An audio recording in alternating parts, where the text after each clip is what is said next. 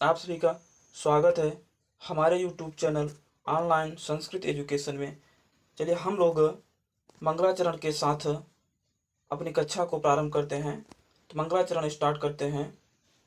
मंगलाचरण को स्टार्ट करते हैं। या कुंदेन्दु तुषार हार धवला या शुभ्रवस्त्राविता या वीणा वरदंड मंडित कर या श्वेत पद्मासना या ब्रह्माच्युत शंकर प्रभृति देवैः सदा वंदिता सा मां पातु सरस्वतीं भगवती निःशेषजाडम्पः निःशेषजाडम्पः। तो हम लोग माँ सरस्वती को प्रणाम करके अपनी प्रश्नोत्तरी को प्रारंभ करते हैं। आज का हमारा प्रश्न है कारक कति। कारक कितने प्रकार के होते हैं? कारक कितने प्रकार के होते हैं? विकल्प है 3, 2, 6, 1 से अधिक। तो 3 हमारे व्यंजन होते हैं। 3 हमारे व्यंजन होते हैं। स्पर्श व्यंजन, अस्पर्श व्यंजन, अंतस्थ व्यंजन और ऊष्म व्यंजन। ठीक है, तो व्यंजन 3 होते हैं और एक मुख्यतया 3 ही होते हैं, लेकिन एक और होता है जो है संयुक्त व्यंजन।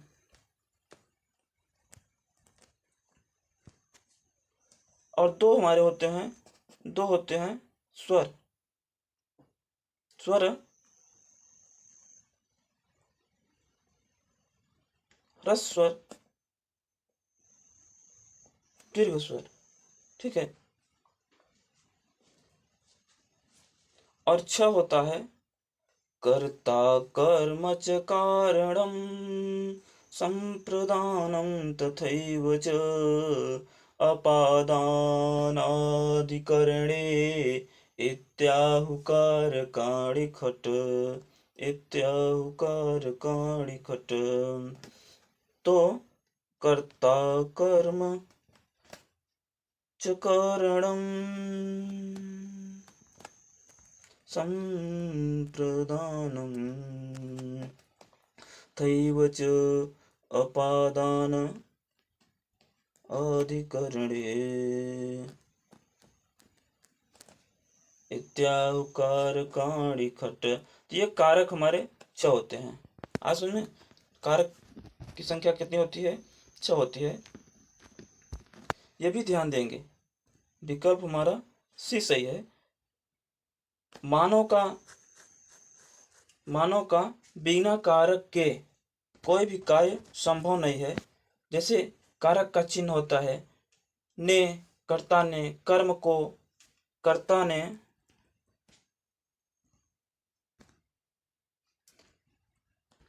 कर्ता ने कर्म को करण से या द्वारा संप्रदान के लिए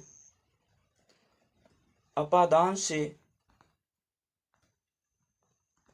अलग होना, अपादान से अलग होना। और फिर है अधिकरण। अधिकरण में मैं पेपर होता है, मैं पेपर। ठीक है, तो ये हमारे कर्ता कर्म च कारणं, कर्ता कर्म च कारणं संप्रदानं तथैव च अपादान अधिकरणे इत्याहुकारकाणि खट। तो कारक हमारे 6 होते हैं। मानव का इस दुनिया में बगैर कारक के कोई भी कार्य संभव नहीं है। तो कारक कुछ न कुछ उस कार्य के पीछे अवश्य छिपा रहता है। ठीक है, चलिए हम लोग अगला प्रश्न देखते हैं। आधार कति प्रकार। प्रश्न हमारा क्या है? आधार कति प्रकार। आधार के कितने प्रकार होते हैं? आधार कति प्रकार 2 प्रकार होते हैं, 9 प्रकार होते हैं, 3 प्रकार होते हैं। ठीक है, तो 2 हमारे स्वर और व्यंजन वर्णमाला, ये वर्ण विचार में से या वर्णमाला में से कहेंगे इसको। स्वर और व्यंजन 2 होते हैं, और 9 जो होता है यह अच प्रत्याहार के अंतर्गत स्वर ही होते हैं। अच प्रत्याहार के अंतर्गत, अच प्रत्याहार के अंतर्गत 9 स्वर होते हैं, और 3 जो होता है यह हमारे आधार होते हैं। आधार आधार के कितने प्रकार होते हैं? आधार के 3 प्रकार, आधार के 3 प्रकार होते हैं। पहला है औपश्लेषिक, औपश्लेषिक। दूसरा है वैषयिक, और तीसरा है अभिव्यापक। तो इस प्रकार से आधार कितने प्रकार के होते हैं? 3 प्रकार के होते हैं। चलिए हम लोग अगला प्रश्न देखते हैं।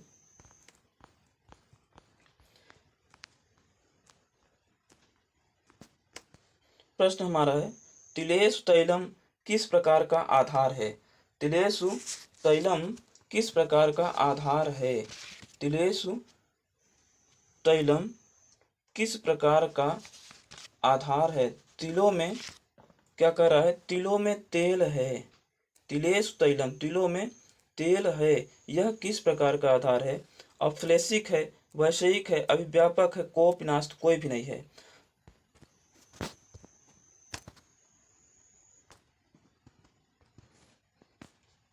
औपश्लेषिक, यह इसका उदाहरण है कटे आस्ते, कटे आस्ते, यह चटाई पर बैठा है।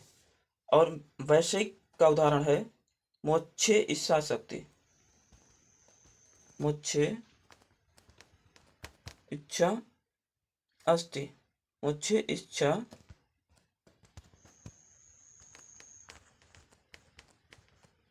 अस्ति, मोक्षे इच्छा शक्ति। वैषयिक, जिसमें बुद्धि द्वारा कुछ न कुछ विचार किया जाए, जिसमें बुद्धि द्वारा कुछ न कुछ, जैसे मोक्षे इच्छा शक्ति, मोक्ष के लिए वह इच्छा करता है, या भोजन प्राप्ति अस्ति, वह भोजन की प्राप्ति चाहता है। ठीक है, तो इस प्रकार से भोजने इच्छा अस्ति, भोजन के लिए वह इच्छा करता है, या मोक्ष इच्छा, मोक्ष के लिए इच्छा करता है, तो वहां पर वैषयिक आधार होगा।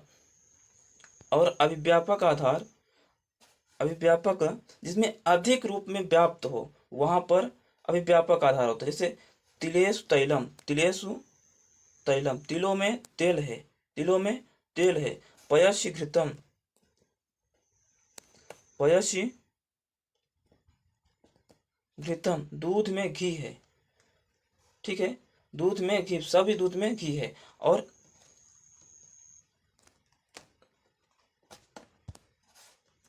सर्वस्मिन् आत्मा अस्ति, सर्वस्मिन् आत्मा अस्ति, सब में आत्मा है। ठीक है, सब में आत्मा है। पयसि घृतम, दूध में घी है। तो इस प्रकार से हमारा विकल्प यहाँ पर सी, विकल्प हमारा यहाँ पर सी सही हो जाएगा। चलिए हम लोग अगला प्रश्न देखते हैं। साधु और, प्रश्न हमारा क्या कह रहा है?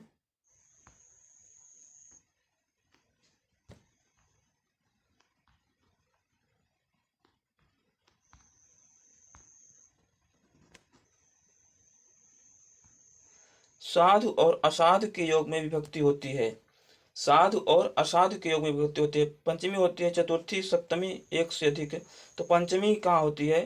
पंचमी होती है पंचमी भयन से, जैसे वह जो रात विभेति, वह चोर से डरता है, वह चोर से डरता है। वृत्तार्थक प्रत्यार्थानाम भय हेतु से उसमें पंचमी हो जाएगा। ठीक है। और चतुर्थी जो है वह स्पेस ही स्पेसितः से वहां पर चतुर्थी हो जाएगा। और रुच्यर्थानाम प्रियमाणः, रुच्यर्थानाम रुच्यर्थानाम प्रियमाणः के योग में वहां भी चतुर्थी हो जाएगा। रुच्यर्थानाम प्रियमाणः में वहां भी चतुर्थी हो जाएगा। रुच्यर्थक धातु के योग में जैसे वह सुरेशाय मोदकम रोचते, सुरेश के लिए वह लड्डू चाहता है, या गणेशाय मोदकम रोचते। तो इस प्रकार से चतुर्थी हो जाएगा। और सप्तमी विभक्ति जो होती है वह आधार और अधिकरणम में से सप्तमी लग जाती है इसमें। आज में तो यहाँ पर हमारा प्रश्न क्या पूछा है, सप्तमी साधु और असाधु के योग में, साधु और असाधु के योग में कौन सी विभक्ति होती है। यहाँ पर सप्तमी क्या करता है,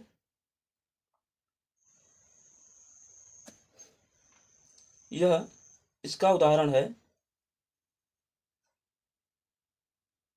कृष्ण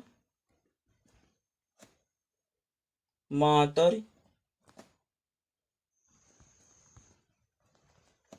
साधु और असाधु के योग में सप्तमी विभक्ति लगती है। जैसे कृष्ण मातर साधु, कृष्ण माता के लिए, कृष्ण माता के लिए साधु है। साधु और असाधु के योग में सप्तमी विभक्ति लगती है। कृष्ण मातर साधु या कृष्ण मातुलई असाधु, असाधु, या कृष्ण मामा के लिए, या कृष्ण मामा के लिए असाधु है, या कृष्ण मामा के लिए असाधु है।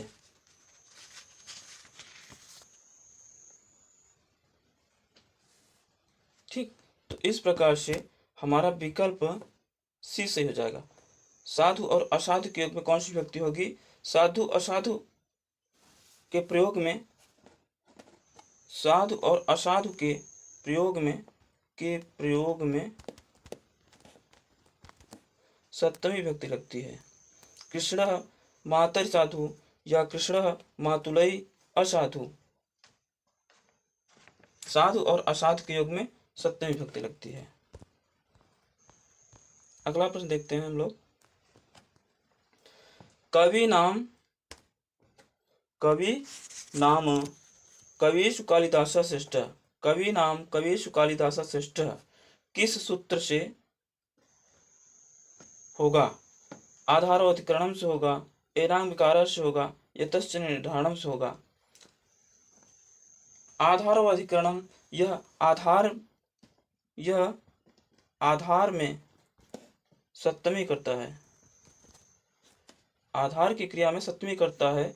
और एनांग विकार, येन अंग विकार, जिस अंग में विकारता हो वहां पर तृतीया करता है, वहां पर तृतीया करता है। जैसे कर्णेन बधिरः, कर्णेन बधिरः वह कान से बहरा है, हस्तेन लुंजा हाथ से लुंजा है। ठीक है। इस प्रकार से यतश्च निर्धारणम क्या करता है, यतश्च निर्धारणम, यह जहां पर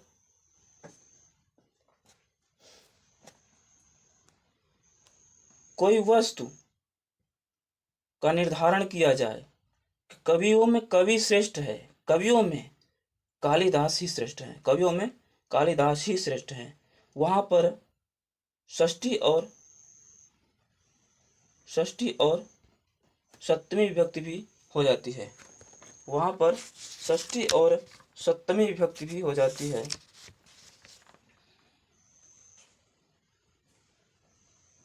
जैसे कवि नाम कविषु, कविषु में देखिए और कवि नाम में देखिए विभक्ति बदली है ना। और जैसे बालकेषु रवि श्रेष्ठ, बालकेषु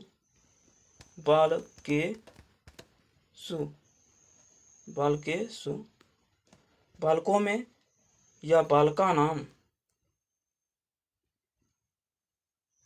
बाल का नाम रवि है। बाल का नाम रवि है। श्रेष्ठ।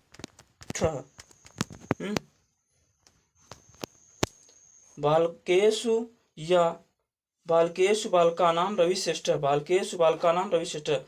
बालकों में रवि श्रेष्ठ है। तो वहां पर षष्ठी और सप्तमी होकर के यतश्च निर्धारणम से षष्ठी और सप्तमी हो जाता है। तो हमारा विकल्प यहाँ पर सी सही हो जाएगा। विकल्प हमारे यहाँ पर सी सही हो जाएगा।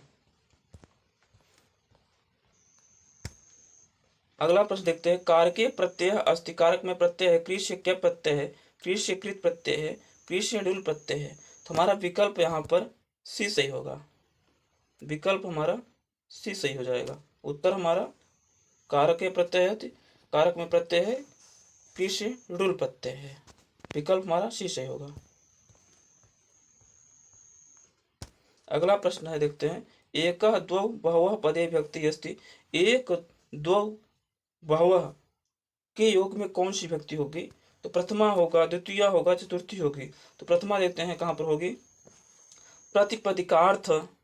प्रातिपदिकार्थ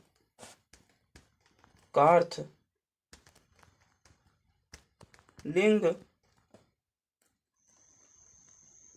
परिमाण वचन मात्रे क्या होगा? प्रथमा। प्रातिपदिकार्थ लिंग परिमाण वचन मात्र में प्रथमा होगा। वचन मात्र में प्रथमा कहा है ना, यहाँ पर वचन मात्र में प्रथमा होगी। यहाँ पर क्या आया है? एकः द्वौ बहवः। यह वचन ही है। एकः द्वौ बहवः, एक या दो या बहुत से लोग। तो वहां पर कौन सी विभक्ति होगी? प्रथमा होगी। इस सूत्र के आधार पर, प्रातिपदिकार्थ लिंग परिमाण वचन मात्रे के आधार पर एकः द्वौ बहवः में प्रथमा होगी। इस प्रकार से हमारा विकल्प ये सही हो जाएगा। अगला हम लोग देखते हैं प्रश्न। तृतीया विभक्ति अस्ति। तृतीया विभक्ति भवति। तृतीया विभक्ति होगी से अलग होने पर, के लिए, से द्वारा, एक से अधिक। तो कारक जो हमारे छह है उसके कुछ कारक चिन्ह हैं, आप लोगों को मालूम होगा। कर्ता ने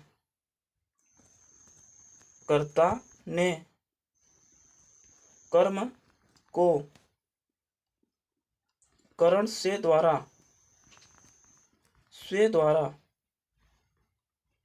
संप्रदान के लिए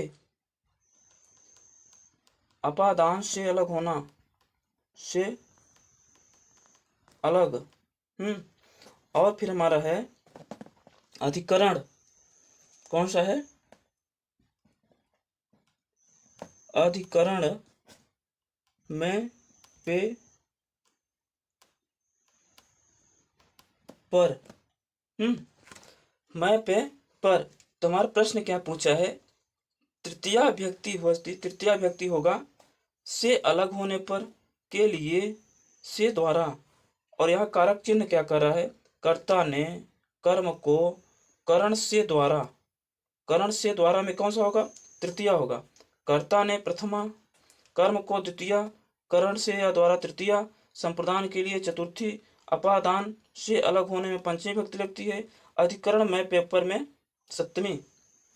अधिकरण में पेपर में सप्तमी विभक्ति लगती है।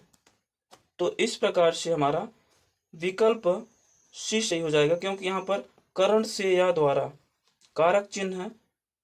करण से या द्वारा में तृतीय विभक्ति बता रहा है। तृतीय विभक्ति बहुत ही कारक चिन्ह है से या द्वारा। तो हमारा विकल्प कौन सा सही हो जाएगा? विकल्प हमारा सी सही हो जाएगा।